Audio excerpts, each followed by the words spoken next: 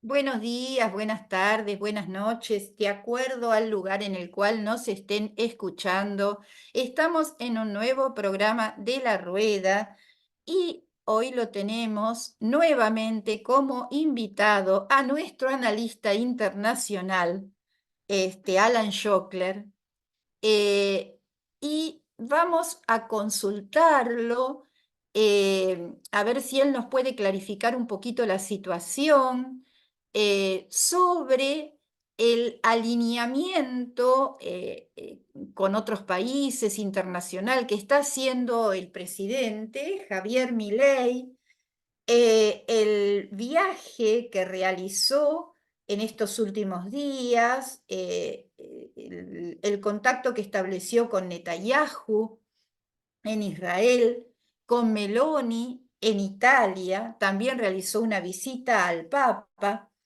y quería agregar algo que me enteré ayer, eh, que salió en un medio, Noticias Telemundo.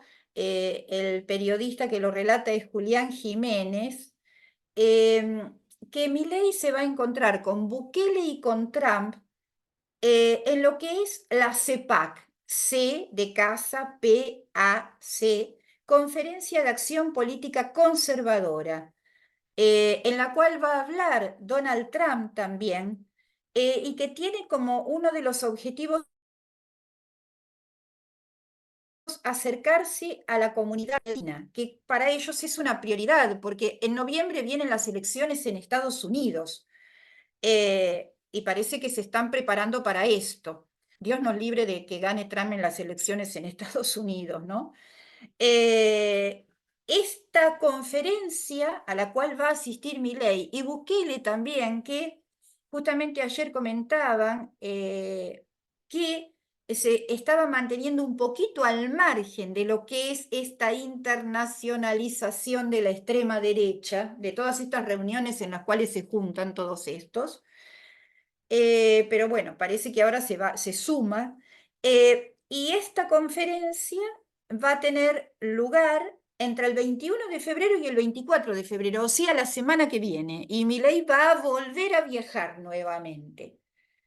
Eh, Todo esto en el marco de lo que sigue sucediendo en Palestina, en la franja de Gaza específicamente, en la ciudad de Rafah, en donde hay 1,5 millones de personas desplazadas viviendo en campamentos y donde Israel sigue impunemente bombardeando. Salió el testimonio de una doctora que dice: moriremos, esperemos que lo suficientemente pronto para detener el sufrimiento que estamos viviendo. En Rafah se refugian 1,5 millones de personas. El que sobrevive está condenado a sufrir una y otra vez, como si fuera víctima de una maldición, abandonado por todo el mundo.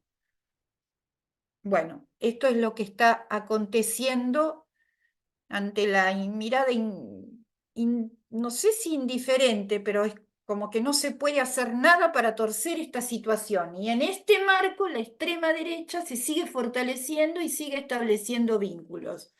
Y acá lo tenemos a nuestro representante nacional de este grupo de extrema derecha o derecha radical. Hay diferencias, pero son más que nada teóricas o académicas, ¿no? Nosotros lo usamos a veces en forma indistinta, derecha radical o extrema derecha.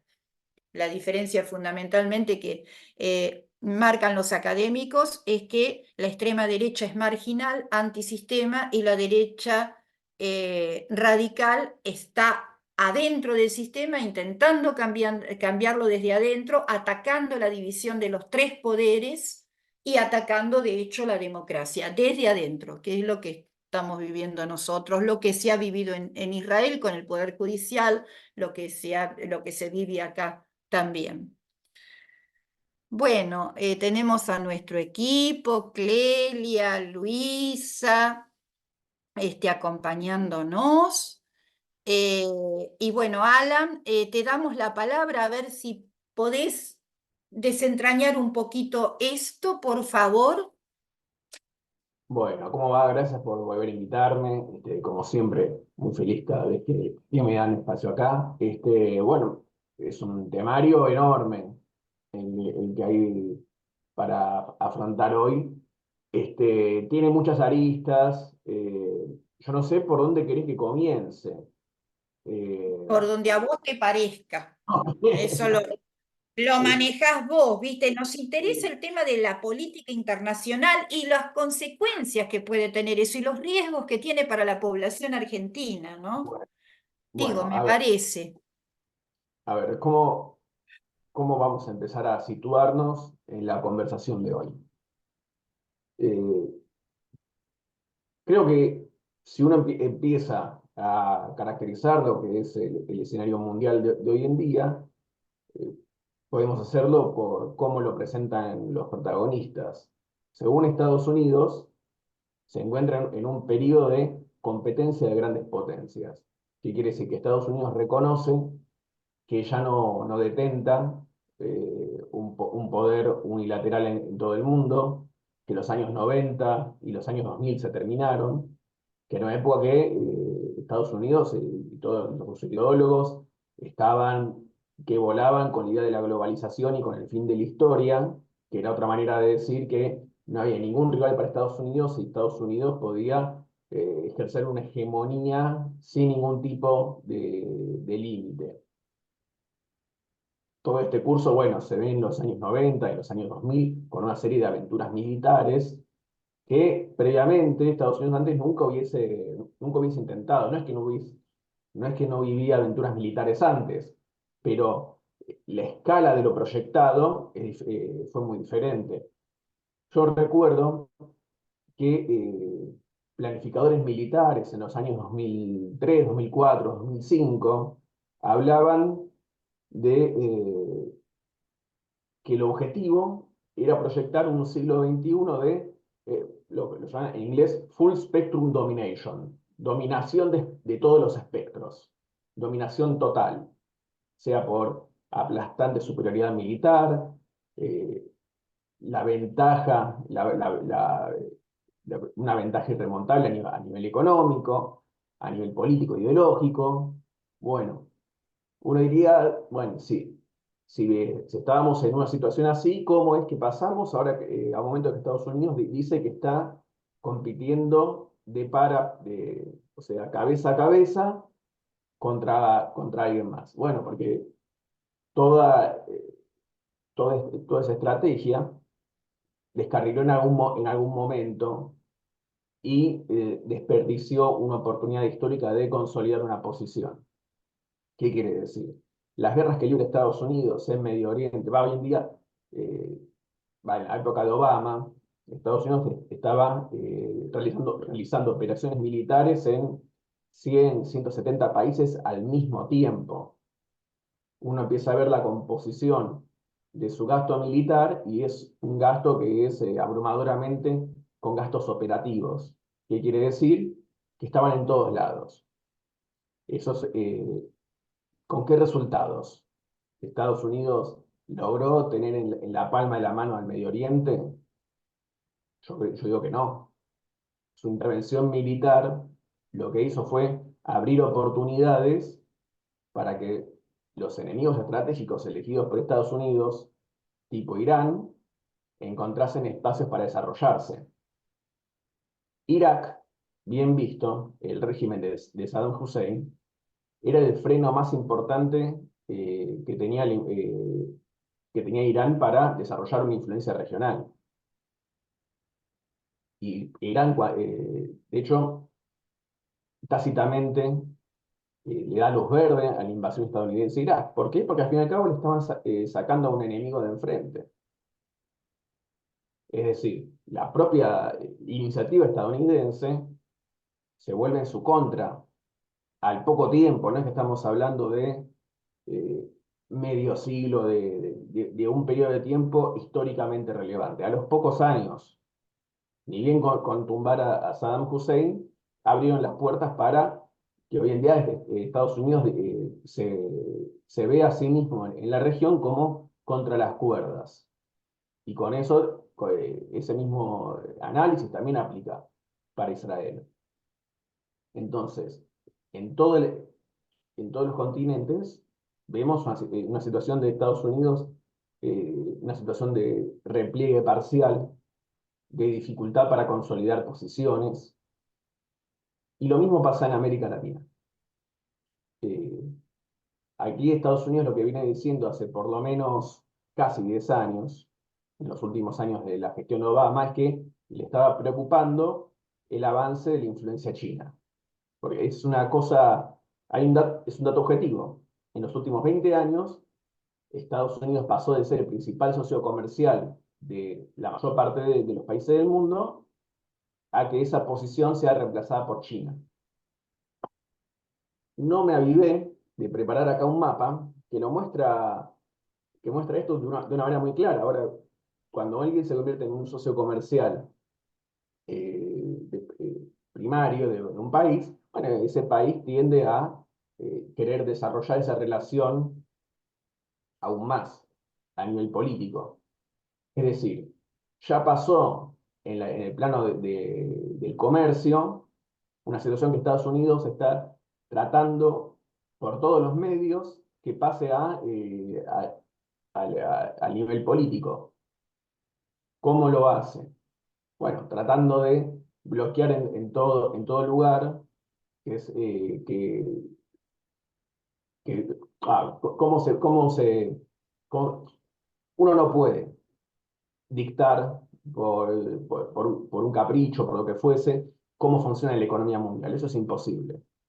El comercio se da de cierta manera y en todo caso tratar de alterarlo con sanciones o con cuestiones de decreto, por ejemplo, no va a ningún lado.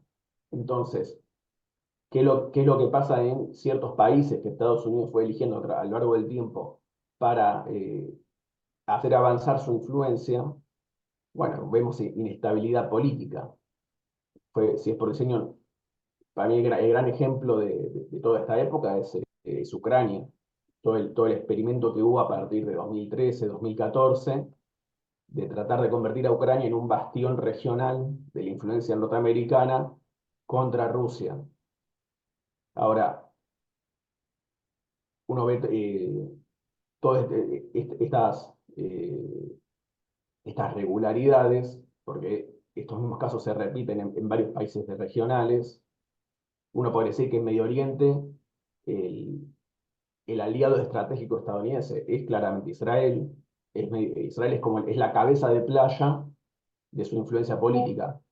Sin, sin Israel, Estados Unidos no hubiese podido desarrollar su relación con los países árabes con los que tiene alianza, como lo desarrolló ahora.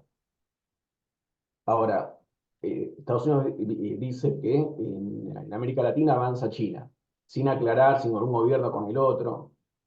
Y ahora tenemos por presidente a alguien que se la pasó jurando que va a ser más papista que el Papa, lo que respecta a las relaciones con Estados Unidos.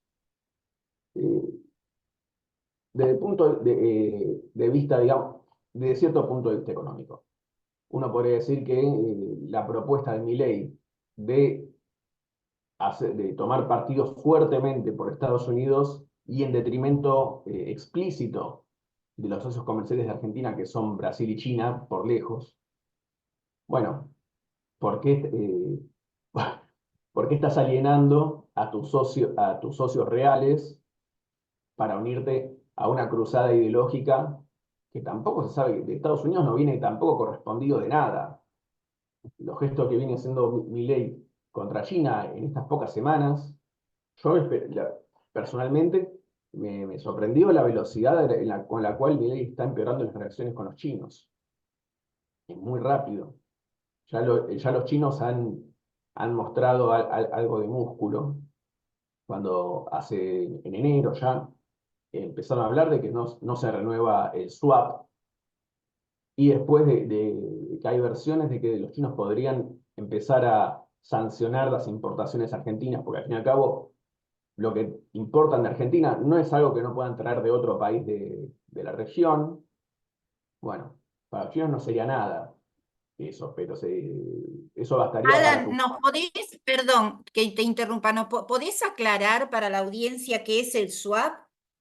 Bueno, yo no quiero, a ver, no quiero meterme en muchos tecnicismos porque yo tampoco los puedo explicar de una manera tan clara, pero digamos que simplificándolo al extremo, los swaps es una medida que empezaron en los últimos años, que funciona como símil préstamos para dotar al Banco Central de reservas. No quiero, yo no creo que no quiero meterme en el tecnicismo, porque de vuelta, yo no soy el experto en cómo funcionan estas cuestiones. Pero lo cierto es que si los chinos mañana demandan, mañana decir que el swap no se renueva, quiere decir que le tenemos que devolver divisas a los chinos. En el momento que acá las divisas escasean para todo, bueno, y sería por un monto, yo tengo entendido que sin incluir intereses sería un equivalente a 5.000 millones de dólares. Eso, en relación a las reservas que tiene bancos centrales es muchísimo y yo no creo que el gobierno tenga cómo pagarlo. Seguramente, seguramente necesitaría algún apoyo adicional del Fondo Monetario Internacional. Y de hecho, a los pocos días que empezó a circular esta versión, el Fondo Monetario le dio luz verde a un tramo por 5.000 millones. Yo no creo que sea, no es casualidad, obviamente. Los chinos también son parte del FMI. No es que sea unos que son como dos equipos de fútbol que compiten entre sí. Los chinos están adentro del FMI y todo el tiempo reclaman que se les dé más lugar y más espacio en el organismo, cosa que Estados Unidos no está dispuesto a aceptar de ninguna manera. El punto es, ¿qué sentido tiene? Porque cuenta, uno lo ve como, es un loco incendiario, va a quemar todo, va a dejarnos, va a agrandar todos los problemas que hay por perseguir un fanatismo por Estados Unidos. Sí, bueno, uno escucha a Milei y a mí me recuerda, pareciera un candidato del Partido Republicano promedio, en términos de discurso, las cosas que dice. Yo tengo amigos estadounidenses, obviamente no son de mi signo político, pero con ellos puedo hablar bastante bien, y a ellos les encanta Milei. Yo les digo, bueno, pero las cosas que está diciendo, medio que acá son medio como marcianas. Todo el tema de la aportación libre de armas, etcétera. ¿Cuánto, cuánto rinde políticamente acá? Yo creo que poco, pero si te vas en medio de Ohio, por ahí con eso te salís como senador. Quizás Milei desearía haber nacido allá, qué sé yo. Las cosas que, bueno. Y algo de cosas más serias hay. Desde todos los fondos de millonarios que financian a los políticos republicanos, los hermanos Koch, etcétera, por medio de ONGs, se filtran eventualmente en Argentina, donde acá apoyan a figuras también de la extrema derecha. Ahora, no quiero mencionar nombres, pero cualquiera que seguramente que sea de la extrema derecha acá, que promueven el revisionismo histórico con la dictadura, todas esas cuestiones, bueno, seguramente tengan apoyo de alguna fundación que rastrea sus fondos hacia los mismos millonarios que están detrás del Partido Republicano. Eh, o sea, eso está. Pero lo de Milei no es simplemente una cuestión ideológica que no tenga ni pies ni cabeza. Porque voy a dar un ejemplo. En los años del gobierno de Macri, me acuerdo que hubo un periodista, y no me acuerdo exactamente cuál, no es que no lo menciono por una cuestión de cubrirme, pero no me acuerdo si había salido por TN o por La Nación Plus, ese espacio, ¿no? Un espacio muy pro gubernamental, pero que un periodista estaba criticando de una manera bastante abierta a Bullrich. Bullrich no es una ministra particularmente capaz, es más show que otra cosa. Pero, pero ¿qué hizo Bullrich cuando se unió al macrismo? se transformó en la más leal de todos los leales a Macri.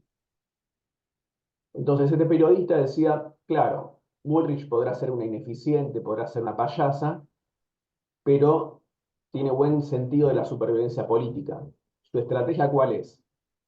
Convertirse a sí misma, hacerse necesaria. Es decir, no necesariamente solucionar los problemas reales, pero hacerse necesario para la continuidad del gobierno.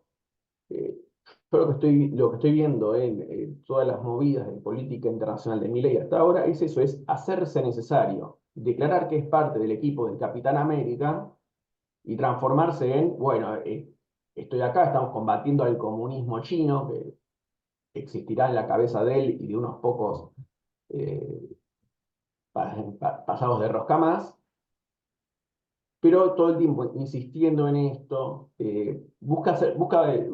busca posicionarse como vamos a hacer de Argentina el bastión regional para que Estados Unidos combata la influencia china en América Latina.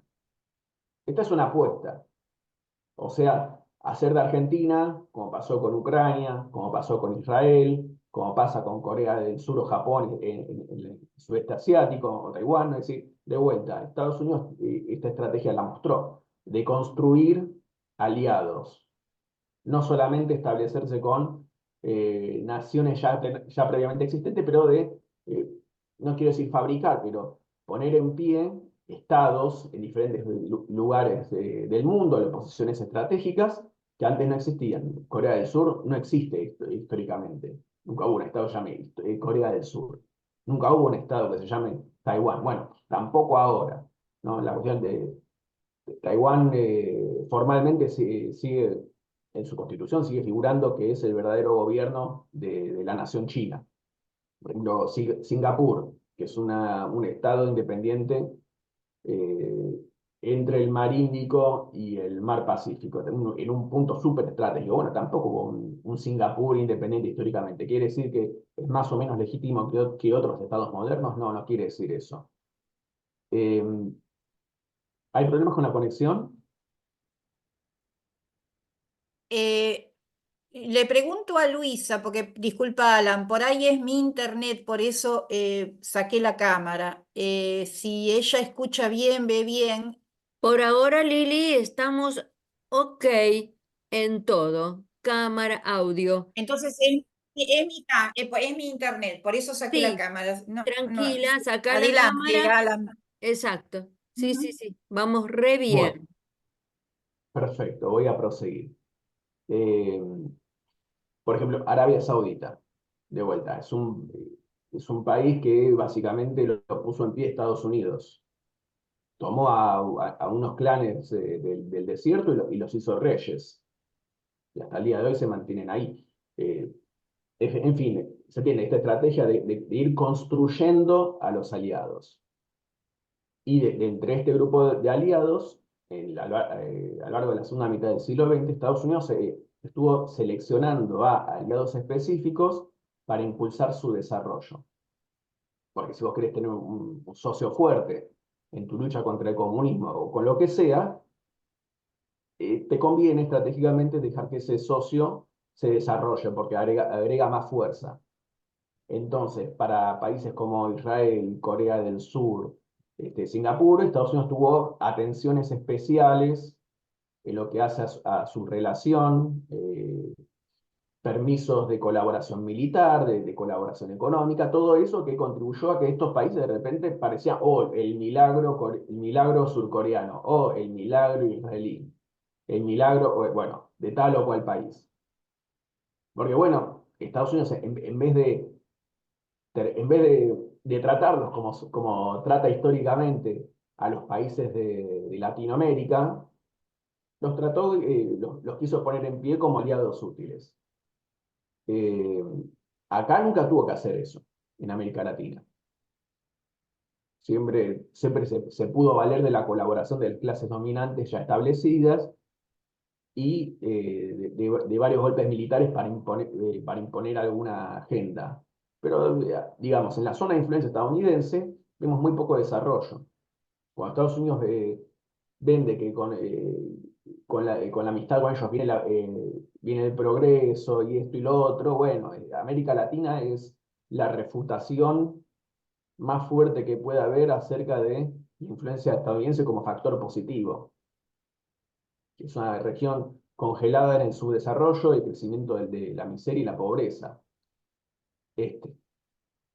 Entonces, llega Milei y dice, vamos a hacer la Ucrania de América Latina. ¿No? No lo dice abiertamente, pero bueno, ya lo invitó a Zelensky, ya hizo todas las cosas, toda la sobreactuación de estar en el equipo de Capitán América. ¿Por qué? Porque espera que de alguna manera eh, esta lealtad y este alineamiento ultra sobreactuado sea correspondido de alguna manera con algo por parte de Estados Unidos. ¿Cómo puede ser correspondido?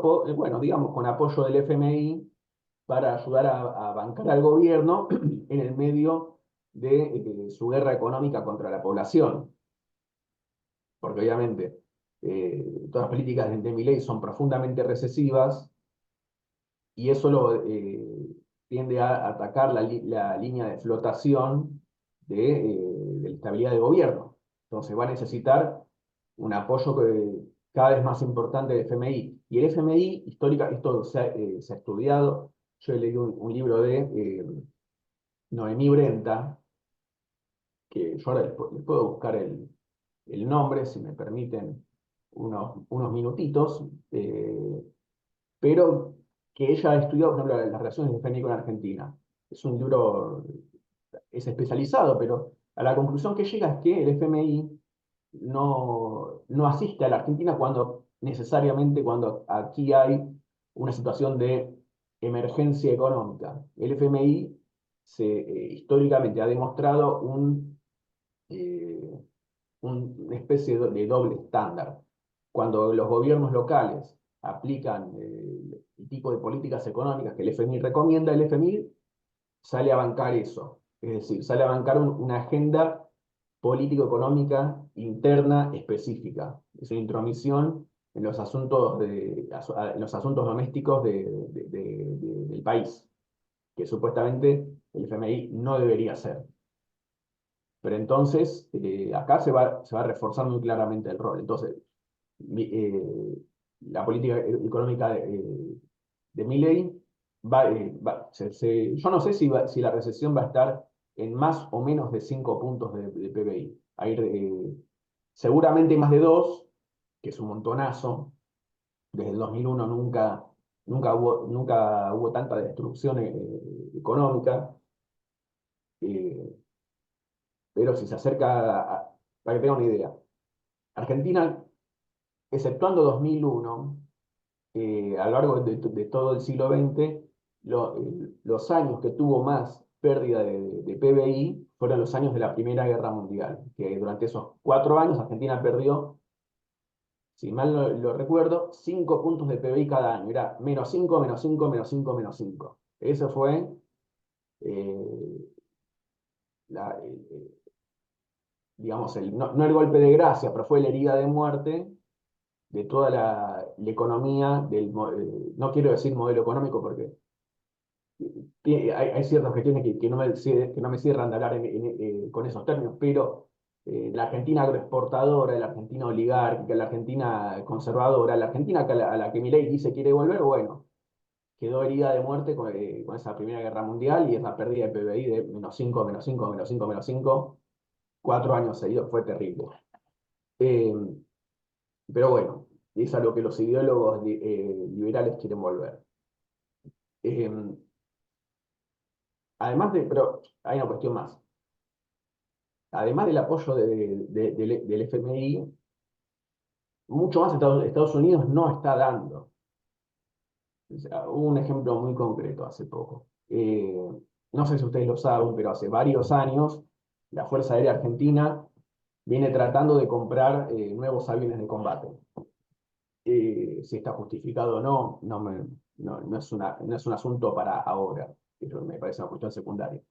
Pero hace 3 años, a medio de la pandemia, el candidato, quedó el modelo de avión de casa que quedaba como candidato más sólido es uno que nos lo iban a vender los chinos, que yo creo que igual, comentario mío, de no especialista, pero bueno, quizás hubiese sido el mejorcito, por así decirlo. Una vez que esto sucedió, que la oferta china era la que parecía que quedaba en pie, Estados Unidos encendió las luces de alarma y presentó su propia oferta. Entonces, 3 años de idas y venidas a ver si vamos con el avión estadounidense o el avión chino. Finalmente, obviamente, con Milei ya no hay dudas, vamos con la oferta norteamericana, que de hecho son aviones, no son 0 kilómetros, son casi chatarra, pero bueno, el tema es encajarnos el avión, porque atrás de encajarnos los aviones, ¿quiénes los mantienen? ¿De dónde sacamos los repuestos? ¿Quiénes tienen que mantener las computadoras de misiones?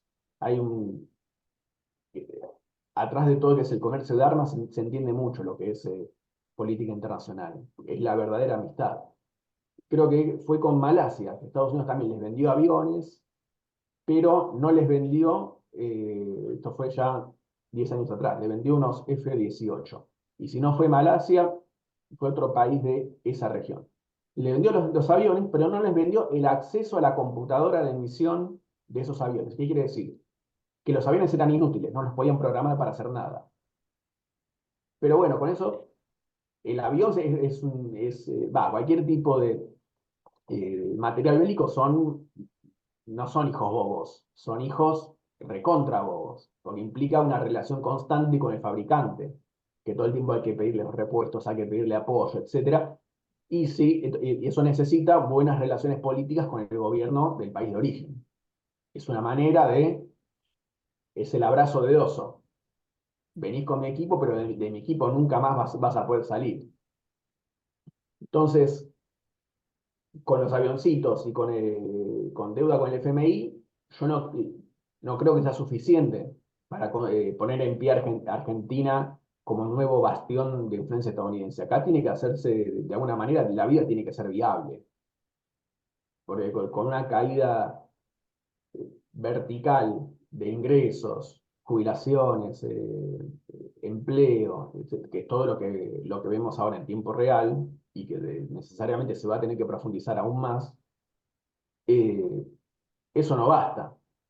Entonces yo creo que la apuesta de Milei es una apuesta de alto riesgo que no tiene ninguna garantía de tener éxito. Por ahí su gente, Mondino, etcétera, miren, bueno, como Estados Unidos está tan preocupado por China, nos necesita. Y como nos necesitan, nos van a dar, vaya uno a saber qué. Porque al fin y al cabo, está bien. Yo pienso desde el punto de vista estadounidense. Si los argentinos se venden tan barato, ¿para qué darles algo más? ¿Qué necesidad hay? Nunca ofrecen nada, etcétera. Trump, lo máximo que le dio a Macri fue habilitar de la importación de limones. Me acuerdo que cuando Macri lo vendía como un gran logro. Yo dije, qué patético que es esto. No me daba bronca, ya me daba vergüenza ajena. Pobre diablo. Lo hicieron pelota. Eh, pero bueno, y quizás gane Trump, qué sé yo. Hay que ver, falta mucho de acá a noviembre. Pero Trump, aunque sobreactúes que estás con el equipo de Trump, para Trump, América está primero. Es America First, que es una manera por ahí si alguien de la audiencia sabe algo de alemán y es conocedor de la historia alemana, bueno, Trump es América über alles, Estados Unidos sobre todo.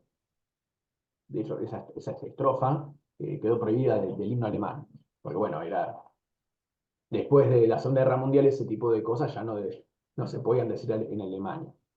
Pero eso es la política que Trump demuestra, que aun cuando está tratando con amigos, siempre va a priorizar el interés estadounidense contra todo.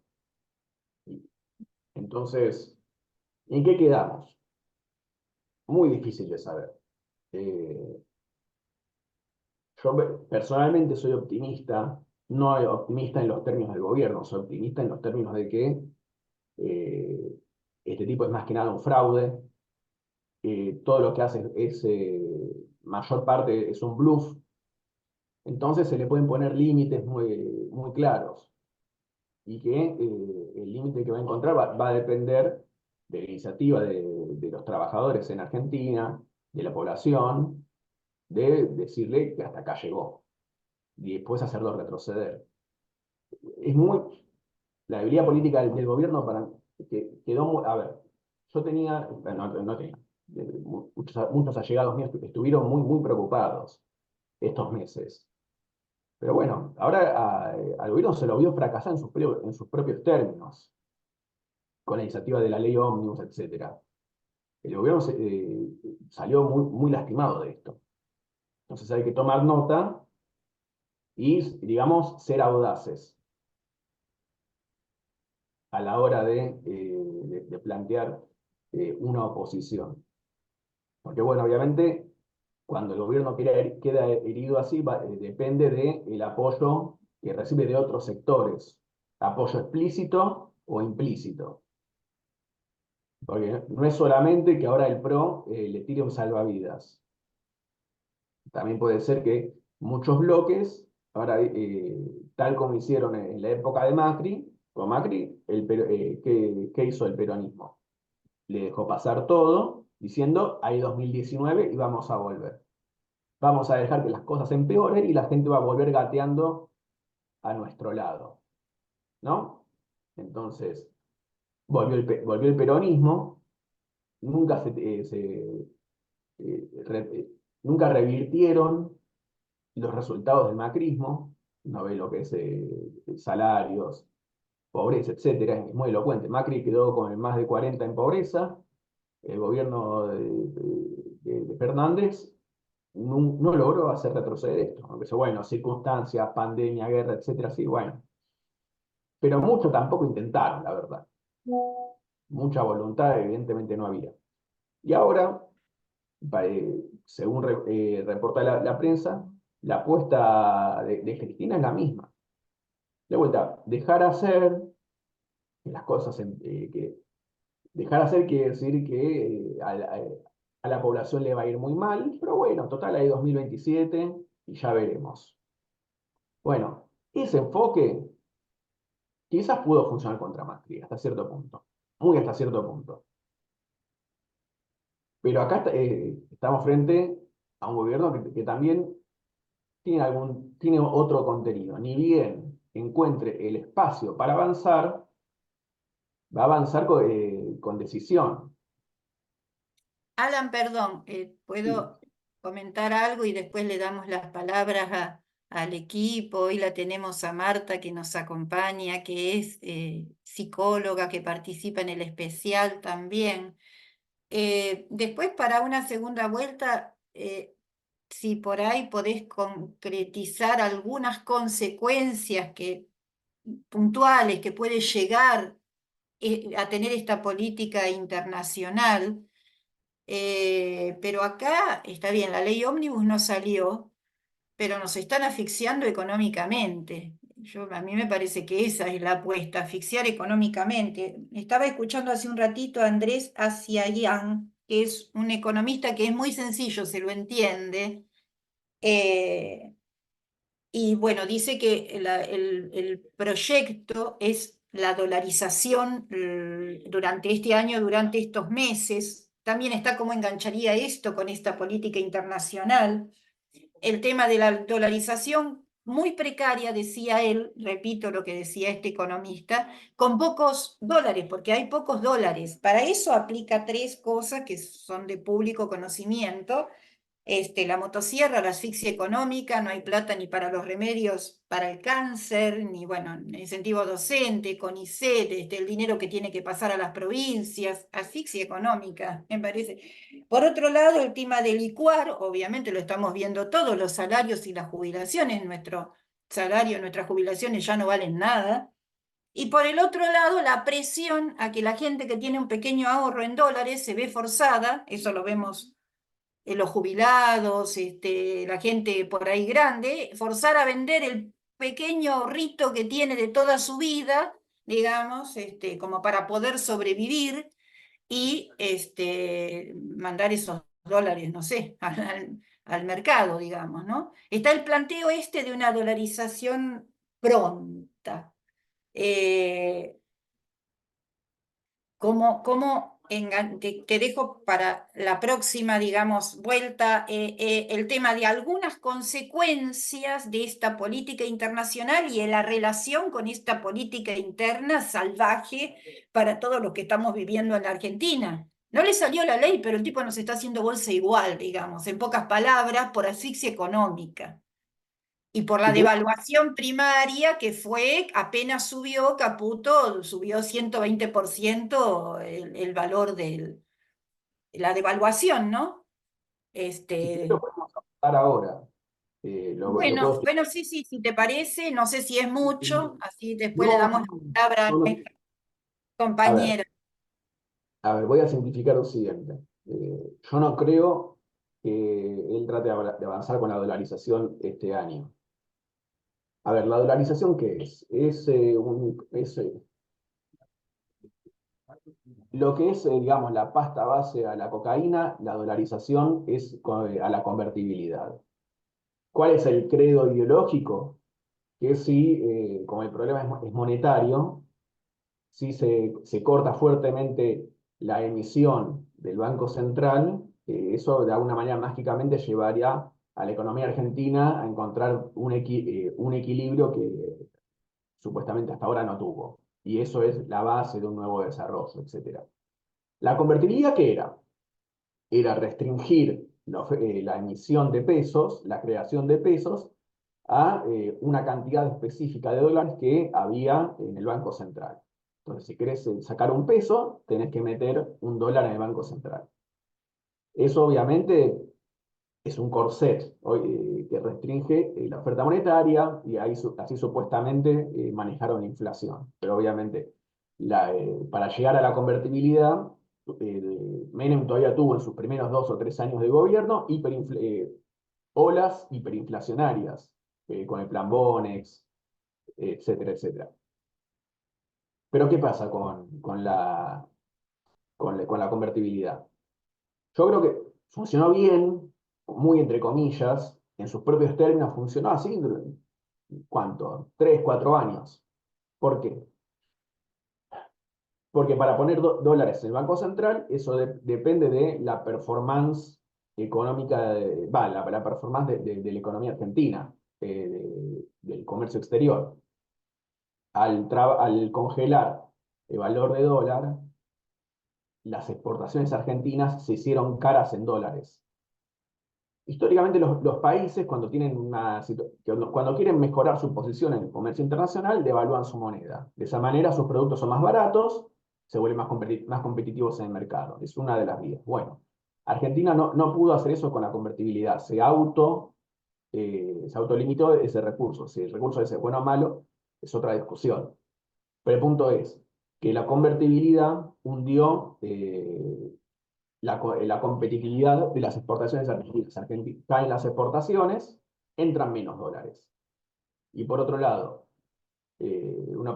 bueno, tampoco propició un desarrollo de la economía interna, porque si la economía interna crecía, se desarrollaba, eso de alguna manera termina facilitando las exportaciones, en teoría. Entonces, la, el estancamiento de la economía interna y el retroceso en las exportaciones llevaron a una situación que el gobierno de Menem solo podía sostener la convertibilidad, sostener la cantidad de dólares en el Banco Central endeudándose. ¿Se entiende?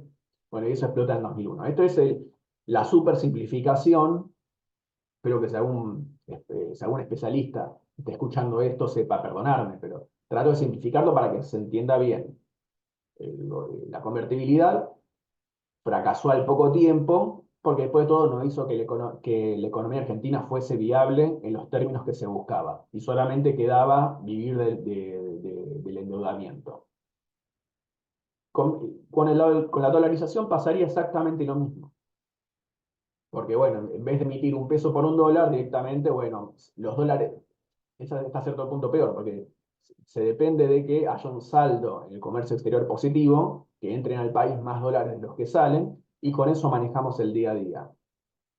Hoy, hoy en día no hay dólares ni para cubrir las importaciones. No hay dólares para cubrir las compras que vos haces en el chino, en el supermercado chino todos los días. No hay. No hay, no se dejan saldos. Digamos que, a ver, la convertibilidad se apoyó mucho en la privatización. Vendieron las joyas de la abuela y con esos dólares vivieron 4 años. Pero es muy de corto plazo, patitas muy cortas, porque de vuelta no se apoyaba en un desarrollo económico real. Se apoyaba en vender cosas y bueno, los dólares se terminaron. Un desarrollo económico real, uno diría, bueno, no sé, Corea del Sur, que no tiene problemas, que se pudo transformar, bueno, etcétera. Y con eso sí, no tiene problemas a la hora de sostener el valor de su moneda. Eh, Acá pasa lo mismo, pero digamos, es en peores condiciones todavía. Porque mucho por privatizar, la verdad que no queda. Y algo por privatizar que se pueda vender caro no hay. Qué sé yo, bueno, apostaban a YPF, bueno, eh, hay que ver. Hay que ver muchas cosas, porque YPF ya en gran parte ya está privatizado. Tiene mayoría de control estatal, pero ya está, ¿no? ¿Cuánto más querés vender? Todas las que fueron las privatizaciones, además, que se hicieron desde los años 90, fueron un fracaso rotundo. ¿Por qué nadie habla de lo eficientes que son las privatizadas de Edenor y de Edesur? En vez de hablar de privatización, hay que hablar de estatización. Pero bueno, pero en fin, son recursos de muy corto, lo que hoy es que son recursos de muy corto plazo, que no generan vuelo propio. Entonces, una idea, bueno, la recesión que induce el gobierno, en cierto punto, ayuda a recaudar dólares. ¿Por qué? Como hay recesión, hay menos necesidad de importar insumos o bienes de consumo. ¿Se entiende? Los que tienen una fábrica. Ahora no están pensando en importar más máquinas. Están pensando en cómo cerrar al menor costo. Y para eso miran con buenos ojos la reforma laboral. Entonces, la recesión en Argentina por lo general provoca que la balanza de comercio exterior se vuelva positiva, porque seguimos exportando lo poco que exporta el campo, que es poco, muy poco, y con poco valor, a lo que debería ser lo que debería ser por el tamaño del país, etcétera, los recursos que tiene es muy poco. Bueno, como se necesita importar menos, mágicamente la balanza se vuelve positiva, no porque hayan crecido las exportaciones, sino simplemente porque como acá se derrumba el consumo, el que importaba, no sé, el que importaba, no sé, jueguitos electrónicos, no los importa más porque no tiene a quién venderle, y los que producen acá tampoco importan porque al fin y al cabo lo que producen tampoco nadie lo compra. Entonces, hay una balanza positiva. Pero es muy poco, realmente es muy poco. ¿Y qué pasa? Ni bien se llega a un punto de equilibrio, el signo de esta balanza se va a invertir. Ni bien se dolarice, se congele el valor, bueno, eso va a tender a hacer que, igual que pasó en los 90, eh, las exportaciones caigan. Entonces vamos a llegar al mismo problema. Por eso yo esta idea de la dolarización no la compro como algo viable.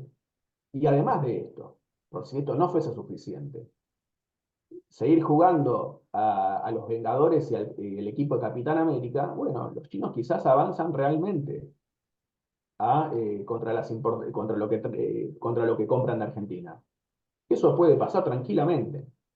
Entonces ahí ya es cualquier cosa. Yo le veo muy poca perspectiva. Por ejemplo, qué sé yo, todos los casos, los ejemplos reales de dolarización desmienten las promesas del gobierno. Ningún país que dolarizó encontró un camino de progreso y desarrollo. No tendrán inflación, pero no tienen nada más tampoco. Tienen narcotráfico.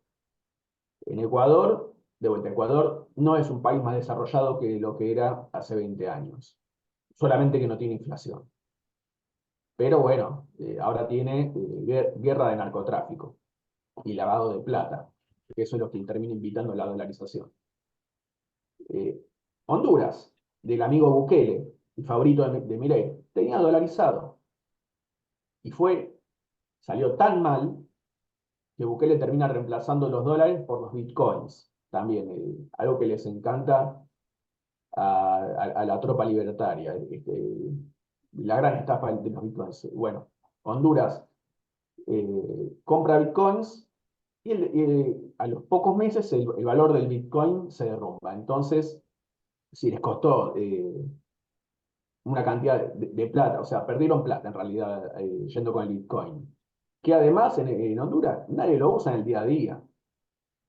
Entonces son todos espejitos de colores que no abren, de vuelta, no va a ser el milagro argentino, como así no fue el milagro ecuatoriano, tampoco fue el milagro hondureño, tampoco va a ser el milagro argentino. Entonces, insisto, con que, a ver, el gobierno el gobierno sabe, puertas adentro sabe y se comporta como si estuviese en guerra contra la población. Le falta decirlo explícitamente, pero las bravuconadas de Bullrich, la militarización de la calle, todo intento de restringir la actividad opositora.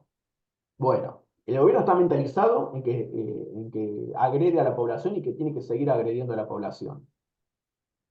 Tiene que en tanto y en cuanto la población no esté consciente de esto, dice, bueno, hay que dejarlos hacer, tienen buenas intenciones, o hay que esperar a 2027, toda una serie de discursos que colaboran al final con que haya una guerra sin resistencia. Hay que mentalizarse de vuelta. Si el gobierno hace la guerra contra la clase trabajadora argentina, bueno, hay legítimo derecho y hay legítimo interés de tratar de cortarle el paso, no dejarle hacer, no especular con, bueno, hay elecciones en tal momento, porque en la medida que consiga un progreso, se consolida en el poder. Bueno, gracias, Alan. ¿Podemos escuchar un poquito a Marta a ver si querés preguntar algo o dar tu opinión? Tenés el micrófono cerrado, tenés que destachar el micrófono. Me parece que no se dio cuenta que hay que destachar. Marta, Sí, tenés que destachar el micrófono. A es lo que ver. tengo que hacer. El problema es que cuando yo aprieto, ya lo destaché el micrófono. ¿Me estás Ah, escuchando? bueno. Ahora No, te es una escuchamos. cuestión de que no sé cómo hacerlo. No sé qué pasa con mi dedo cuando toco, que no, es mi celular que ya está bastante deteriorado. No responde, yo lo toco y no funciona. Pero bueno, ya está, ya enganchó. Bárbaro. Mira, yo escuché todo lo que. ¿Cómo es tu nombre? El nombre de. Alan. Alan. Es muy, hay muchas cosas para, o sea, son todas las formas de intervenciones que tiene Estados Unidos, porque yo veo que Estados Unidos trata de mantenerse en un poder de una manera, mientras que China está logrando un poder de otra manera. O sea, China no invade, no ataca, no domina, China negocia, va negociando y va creciendo económicamente. Estados Unidos tiene otra forma, y yo acá tengo anotado, y se traté de hacer una síntesis, vos hablaste de países aliados a los cuales ayuda a crecer,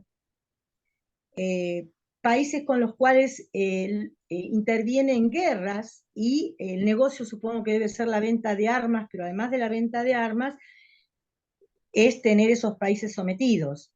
Y en el que ayuda a crecer es porque es un país que no tiene clase media y que en realidad ayuda a crecer a los ricos, a los reyes. Entonces no es peligroso. Mientras que nosotros estamos dentro de los que hay que dolarizarlo. ¿Por qué? Porque dolarizar es una forma de destruir la clase media. O sea, las alianzas que puede establecer acá la clase media no aceptaría ni aliarse ni una guerra. Entonces, meterse con una guerra o tratar de aliarse sería un problema. En cambio, convencerlos de que la dolarización es buena es una manera de estafar y de engañar, y una vez que se dolarizó, no se puede volver atrás. Entonces yo creo que el objetivo es ese, y Estados Unidos no conoce otra manera, me parece, de funcionar, por eso va a seguir con esta, y esta lo va a llevar a la destrucción. Lo que pasa es que hasta que Estados Unidos se destruya, nos lleva puestos a unos cuantos. El tema es cómo hacer para que la gente entienda esto y se dé cuenta de lo que está pasando, porque la gente no lo entiende. O sea, no se da cuenta que al dolarizar destruyen la clase media y que después no va a haber remedio. Eso no sé, es una cuestión de concientización. O sea, hay una creencia en alguna parte de los argentinos de que podemos ser aliados o de que podemos tener alguna ayuda, y no es así. Después, cuando la cosa se hace evidente, entonces vienen las broncas, pero ya es tarde. Una vez que te plantaron la bandera, ¿cómo haces? Yo entre todo lo que vos decís veo eso. Y siempre la pregunta que me hago es ¿cuál es el beneficio que obtiene Estados Unidos en todo esto? Y un beneficio es la venta de armas, otro beneficio es tener aliados, pero básicamente es como que ellos pretenden tener poder. Se están quedando con el poder y están perdiendo la parte económica, porque están cada vez peor y por eso tienen que meter deuda a los demás. Eso es lo que yo entiendo. No sé de economía, yo soy psicóloga. Lo que sí entiendo es cómo se relaciona a la gente, y me parece que es una forma de relacionarse esta. No sé qué pensás vos. Gracias, Marta. Clelia, te escuchamos. Sí, buenos días a los que todavía no saludé. Me quedo choqueada después de escucharlo a Alan. Es un entramado tan terrible el que en este momento funciona en el mundo, que se me ocurren símiles nada más. Me veo, es decir, no es que me vea yo, veo a la población en general que no decide en el mundo, como un mosquito que cae en una telaraña muy poderosa, muy bien hecha. Un peón de ajedrez que se entrega, se descarta. Debería tener más confianza en la voluntad y fuerza de los pueblos, pero tampoco lo veo porque están tomando tantos caminos equivocados para poder ser seres completos, como dice Marta, que las relaciones entre la gente cambien, no sean viles, simplemente pensando en ganancia o en poder. Pero no tengo ni siquiera remotamente los datos que tiene Alan, ni sé si los sabría manejar.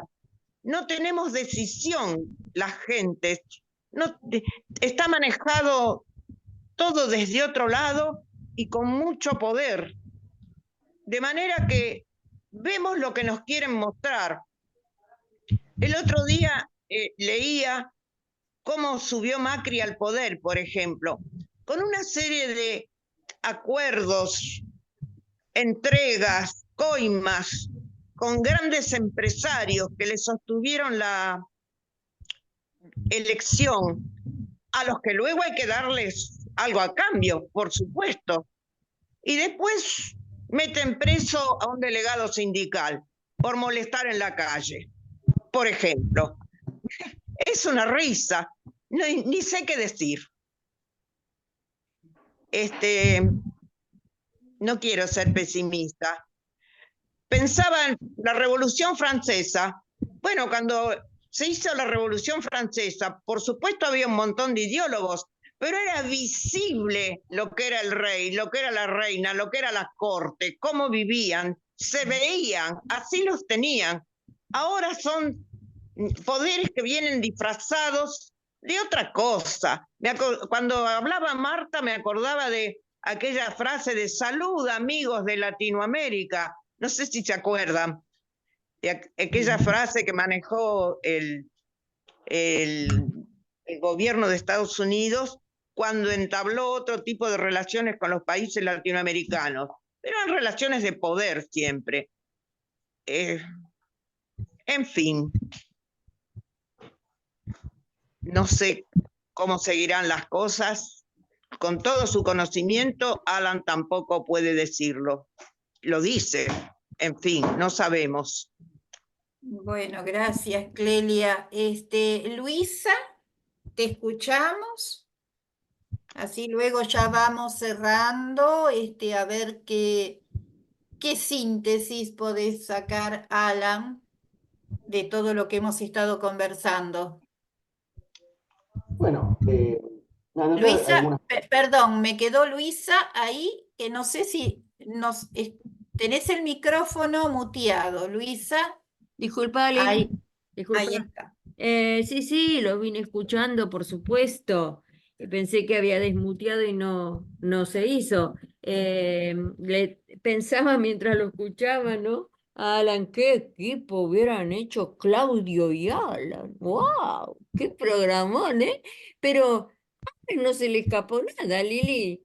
O sea, Ujú. lo de que nos tiene acostumbrado esto de política internacional, pero a la vez con el tema económico. Yo digo, ay, estamos en mano absolutamente de un poder que subestima a su pueblo. Yo tengo fe, porque como dice Martita también, ¿no? Que la gente no sabe, no entiende. Para mí la gente entiende que se está viniendo el país abajo, cuando no puede comprar ni siquiera un litro de leche. El pan, la papa, yo hablo de todos los días. El 100% están aumentando los alimentos y no te enfermes, ¿eh? No te vaya a ocurrir en Argentina enfermarte, porque hasta los remedios de enfermedades crónicas los tenemos que ir dejando, partiendo por la mitad. Martita nos decía que la dolarización va a ser la destrucción de la clase media. Va a ser la destrucción de nuestro país. O sea, estamos en manos de una persona que lamentablemente no está emocionalmente bien. Yo no soy psicóloga para decirlo. Ahora, fíjate a mí, no sé qué adjetivo utilizar, ¿no? Lo más equivocado, claro, porque le conviene en realidad, es buscar aliados en el exterior mientras la gente de su país, nada, se muere de hambre. No sé quién va a poder ir a una escuela ahora. No, no, esto es una crisis absolutamente grave, seria. Y confío en el pueblo, en la gente joven, porque por ahí nosotros, que ya estamos que no podemos salir mucho a la calle, ¿no? Con esos calores y demás, que a veces espero el remedio que la enfermedad, pero yo confío en los jóvenes que están haciendo una lucha y que van a llegar a un buen puerto. Es más, esa famosa ley se fue para atrás. Ahora, hasta escuchando a Alan, yo decía, ¿dónde está mi presidente hoy? Digo, bueno, el presidente de mi país, ¿no? Entonces voy a Google y digo, ¿dónde está el presidente Milei hoy? Agenda del presidente hoy, nada. A ver, un presidente democrático elegido por el pueblo, lo que más esperamos, que abramos el doctor Google, como dicen algunos. Agenda del presidente Milei hoy, no aparece nada. No sabemos qué hace, qué deshace, o qué mal hace. Hace que hace, pero no hace. Hace que hace, pero no hace. Actúa actúa. Para mí actúa como en la campaña, igual. Bueno, nada más. La verdad que, ¿qué querés que te diga? Bueno, bueno, Luisa, gracias. Bueno, me parece que yo voy a hacer lo que me quedó de todo este relato de Alan, luego le damos el cierre a él, pero esta es una guerra contra la población. Y en una guerra tiene que haber resistencia, hay una relación de fuerzas, o gana uno o gana el otro.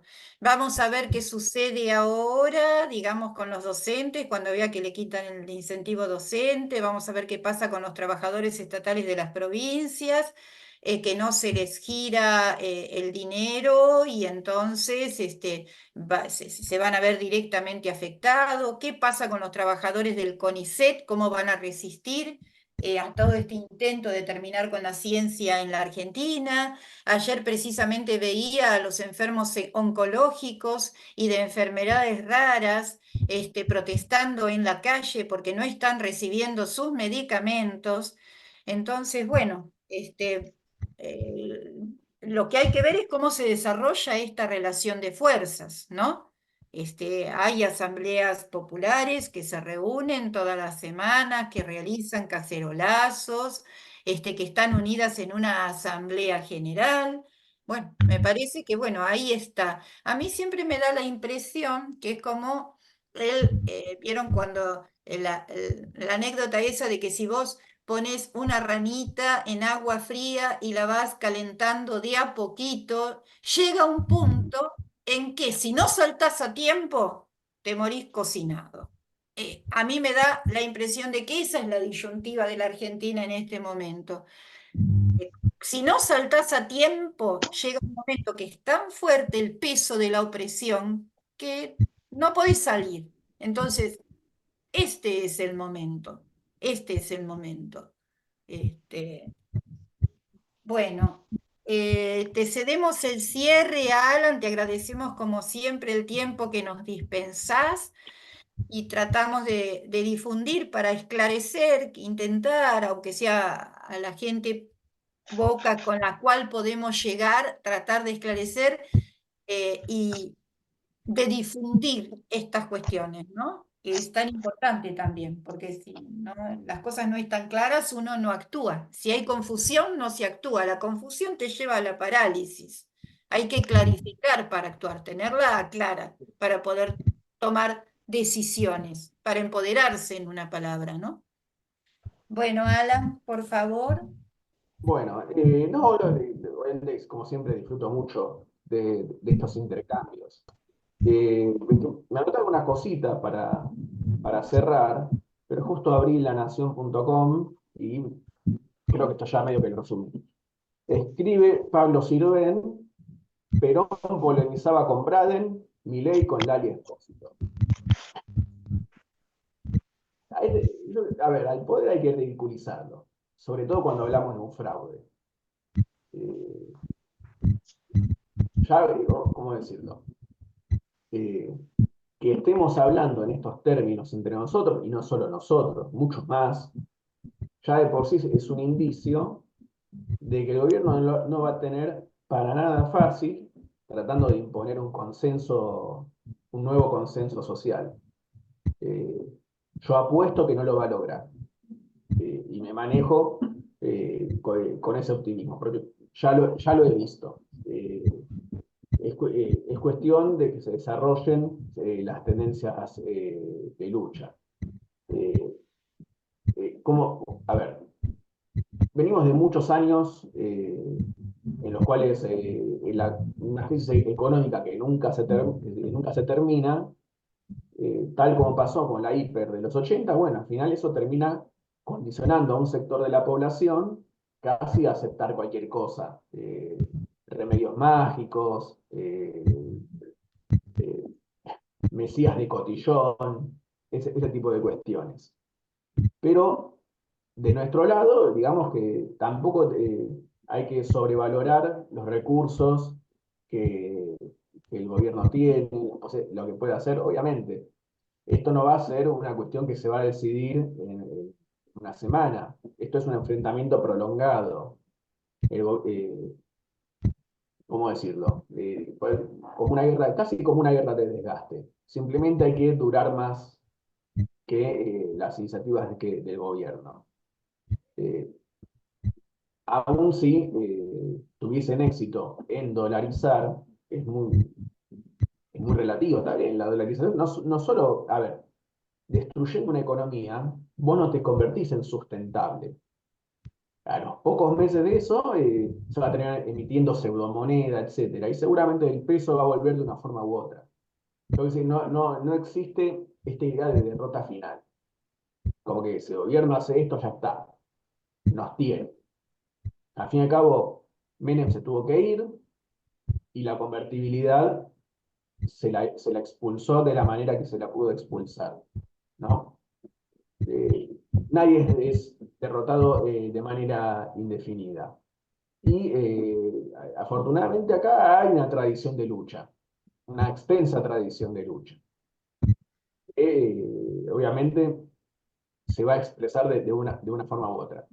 ¿Qué digo yo que hay que hacer? Hay que organizarse. Las asambleas de los barrios, en los lugares de trabajo, todo eso es muy positivo. Lo que no es positivo es colocar expectativas en los colaboradores directos o indirectos del gobierno. Ya sabemos, de la CGT no cabe esperar nada, de las bancas de diputados que especulan con su reelección tampoco hay que esperar nada. Tenemos que organizarnos nosotros. Y obviamente, en la medida que uno se va encontrando con compañeros potenciales, digamos, eso da mucha más fuerza. Entonces hay que ir por ese lado. Por más que, digamos, no sé, en verano hubo estas asambleas barriales, tendrá sus puntos altos, sus puntos bajos, pero lo que importa es ver la tendencia en la movida. La tendencia que yo veo es a la emergencia de una resistencia popular, de clase, contra el gobierno. En la medida que esto se vaya masificando, las cosas van a ser cada vez más fáciles, por más que se lleguen a situaciones muy ásperas. Yo creo que no hay que perder el optimismo en ese sentido y hay que ser audaces. Quiero terminar en esta nota positiva. Bueno, gracias, Alan, como siempre. Bueno, vamos cerrando entonces, te volvemos infinitamente a agradecer tu colaboración, vamos a tratar de difundir todo lo que más podemos tu palabra. Gracias, Marta, por acompañarlos, Clelia, Luisa. Bueno, y por supuesto a la Radio Conciencia Top New por cedernos el espacio. Y nos encontramos con otro tema de actualidad en un próximo programa de La Rueda.